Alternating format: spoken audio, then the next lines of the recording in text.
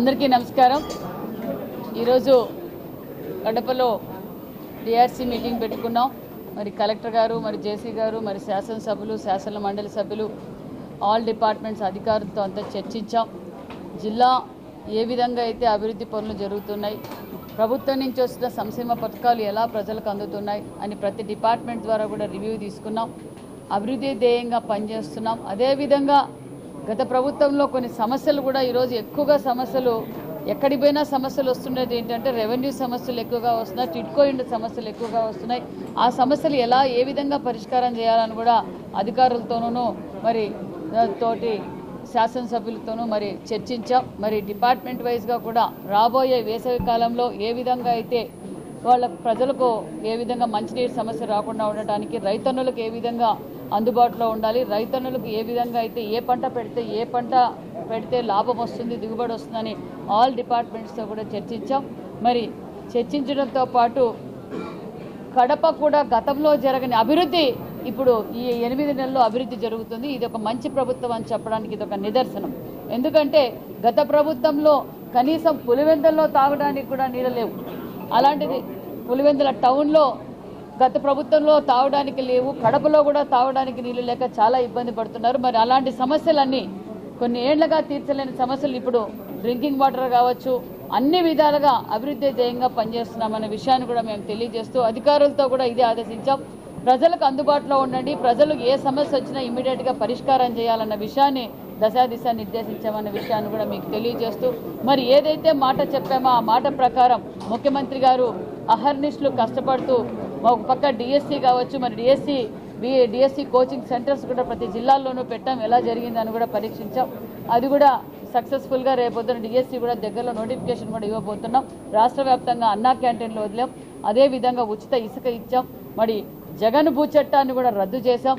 అదేవిధంగా అభివృద్ధి ధ్యేయంగా మరికొన్ని పరిశ్రమలు కూడా మన ప్రాంతానికి రాబోతున్నాయనే విషయాన్ని కూడా మీకు తెలియజేస్తూ, అంతేకాకుండా ఇరిగేషన్ ప్రాజెక్టులు కూడా శాశ్వతంగా రైతన్నులు బాగుండాలి, రైతుల పక్షపాతి ప్రభుత్వం ఎన్డీఏ ప్రభుత్వం అని కూడా మీకు తెలియజేస్తూ మరి ఏదైతే మాట చెప్పారో ఆ మాట ప్రకారం ఒక్కొక్కటిగా మనం సూపర్ 6 పథకాల్లో కూడా ఈరోజు అన్నా క్యాంటీన్ ఓపెన్ చేశాం. అదేవిధంగా దీపం 2 సిలిండర్ కింద ఇచ్చాం. మరి పెన్షన్ ఇస్తున్నాం. భారతదేశంలో ఏ రాష్ట్రంలోని ఇవ్వని విధంగా 4000 పెన్షన్ ఇస్తున్న ప్రభుత్వం ఎన్డీఏ ప్రభుత్వం అని కూడా తెలియజేస్తూ దగ్గరలోనే ఉచిత బస్సును తల్లి వందనం, అదేవిధంగా మరి రైతు భరోసా కూడా ఇవ్వబోతున్నాం. ఈరోజు మరి స్కాలర్షిప్ అమౌంట్ కూడా ఈరోజు మనం రిలీజ్ చేశామన్న విషయాన్ని కూడా తెలియజేస్తూ రాష్ట్రం అభివృద్ధి పనుల్లో పరుగులు పెడుతుందన్న విషయం కూడా తెలియజేస్తూ, ఎందుకంటే నరేంద్ర మోడీ గారి ఆశీర్వాదంతో ఈరోజు ఒక పక్క పోలవరం పనులు కావచ్చు, రైల్వే జోన్ కావచ్చు, విశాఖ ఉక్కు, ఆంధ్రుల హక్కు, మరి ఈరోజు దానికి ప్రత్యేకతమైన నిధులు, ఒక పక్క ఆర్ఎంబీ రోడ్లు కావచ్చు, పోలవరం, అమరావతి, అనేక పరిశ్రమలు కూడా ఈరోజు మనం అభివృద్ధి బాటలోకి తీసుకుంది. ఏవైతే మాట చెప్పామో ఆ పాట ప్రకారం, ఎందుకంటే నారా లోకేష్ బాబు గారు 20 లక్షల ఉద్యోగాలు ఇస్తామన్నారు. 20 లక్షల ఉద్యోగాల కోసం ఈరోజు మరికొన్ని పరిశ్రమలు తేవడానికి కూడా అహర్నిశలు కష్టపడుతున్నారన్న విషయాన్ని కూడా మీకు తెలియజేస్తున్నాం.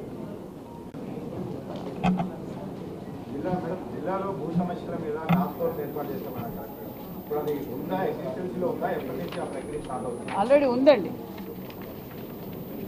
ఉంది. 10 రోజుల కిందట మేము ఆల్రెడీ రాష్ట్ర వ్యాప్తంగా భూ సమస్యలు, రెవెన్యూ సమస్యలు ఎక్కువగా వచ్చి అందుకే ముఖ్యమంత్రి గారు, మరి రెవెన్యూ శాఖ మంత్రి గారు ప్రతి గ్రామాల్లోనూ రెవెన్యూ సదస్సులు పెడితే తప్ప ఈ సమస్యలు పరిష్కారం కావు అన్న ఉద్దేశంతోనే రెవెన్యూ సదస్సులు పెట్టారు. మన జిల్లాలో కూడా 12,625 గ్రీవెన్స్ వచ్చాయి. అందులో 3,884 పరిష్కారం చేశారు. మిగతావి కూడా దగ్గరలో పరిష్కరిస్తున్నారు. దానికి కూడా సపరేట్గా ఒక గ్రీవెన్స్ కూడా ఫాస్ట్ కోర్స్ కూడా పెట్టారన్న విషయం కూడా తెలియజేస్తున్నాం. 10 రోజులు అయింది ఆల్రెడీ స్టార్ట్ చేసి. ఎప్పుడైనా అది చెప్పండి, చెప్పండి. ఎప్పుడు అంతకుముందు ఎప్పుడు కాలేదు, గత ప్రభుత్వంలో అయినాయి. దాని మీద ఆల్రెడీ ఎంక్వైరీ జరుగుతోందండి. మొత్తం ఆల్ డిపార్ట్మెంట్స్ ఎక్కడెక్కడైతే ఎవరిని ఉపేక్షించేది లేదు. ఎక్కడ కబ్జా, చెరువులు చేశారు, భూములు చేశారు, ఫారెస్ట్ ల్యాండ్లు చేశారు, మరి ఇంకోటి ఇందాకేదో వాటర్ ప్లాంట్లు, ఏది చిక్కితే అది దోచుకోవడము, కబ్జా చేయడం తెలుస్తుంది. అది ఒక్కొక్కటిగా ప్రక్షాళన జరుగుతుంది. ప్రతి ఒక్కరూ తప్పనిసరిగా యూట్యూబ్లోకి వెళ్ళి కడప వార్తను లైక్ చేయండి, సబ్స్క్రైబ్ చేయండి.